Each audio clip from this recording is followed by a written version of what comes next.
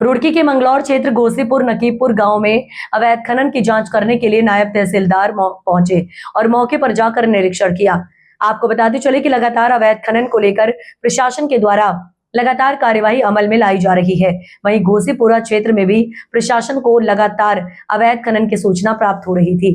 इसी को देखते हुए आज नायब तहसीलदार क्षेत्रीय पटवारी सहित मौके पर पहुंचे और अवैध खनन की जांच की जा रही है, जहां पर भारी मात्रा में ग्राम समाज की भूमि से मिट्टी उठाकर खनन माफिया के द्वारा बेच डाली।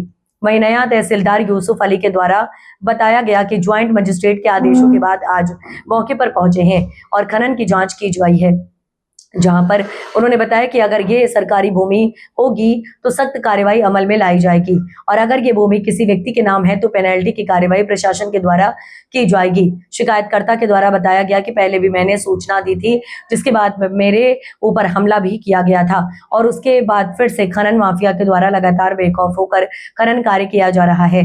उन्होंने खनन माफियाओं पर कार्रवाई की प्रशासन से मांग की है। मेरा नाम हकम है, मैं गोसीपुरे का रहने वाला। मैं लगातार काफ़ी दिनों से खनन के मामले में सूचना देता आ रहा प्रशासन को, लेकिन कार्रवाई नहीं हो रही। इसी मामले में पहले भी मेरे चोट लगी थी। वो खनन के ऊपर ही खनन के रोकने के लिए अधिकारी बुलाए थे, मैं जब भी चोट लगी थी।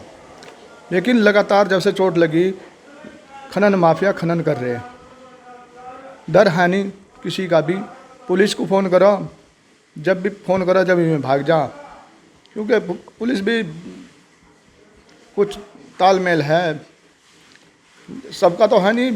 अधिकारी जो है कुछ मिले हुए हैं, इसलिए पहले ही भाग जा। रात सूचना दी थी पुलिस को। पुलिस के सूचना देने के बाद वो घर आ गई, जेबीसी लेके घर आ गए। जब पुलिस चली गई देख के वहाँ पे, फिर उन्होंने खनन चला दिया। तो इससे क्या साबित हो? हम लगातार एसडीएम साहब को सूचना देते आ रहे। आज खनन टीम तहसीलदार साहब आए थे और वो देख के भी गए, जो ग्राम समाज से मिट्टी उठा रहे हैं। तो हम तो ये चाह रहे, वो ग्राम समाज की ज़मीन है, करीबन 65 बीघे के करीब ज़मीन है, उस पर अवैध कब्जा लोगों का। एक तो कब्जा मुक्त होनी चाहिए, और जो खनन माफिया खनन कर रहे उस पर ठोस कार्रवाई हो।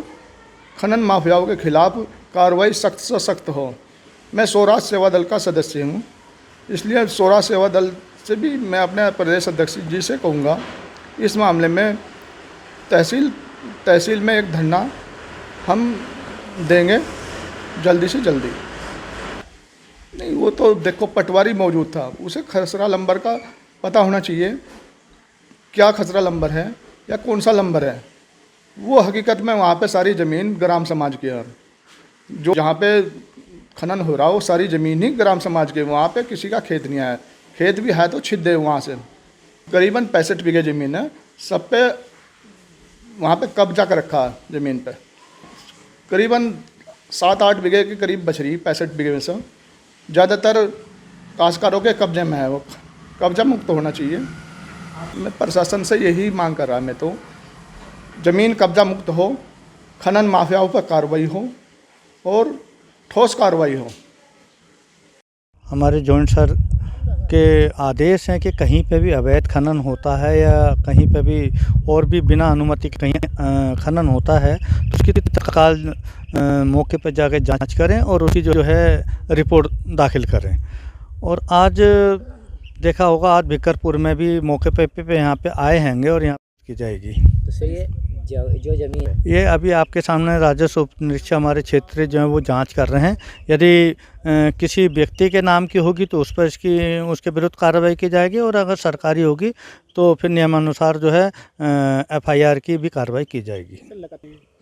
नहीं तो बीच बीच में जो है जांच की जा रही है, उनके खिलाफ जो है पेनल्टी भी डाली गई है।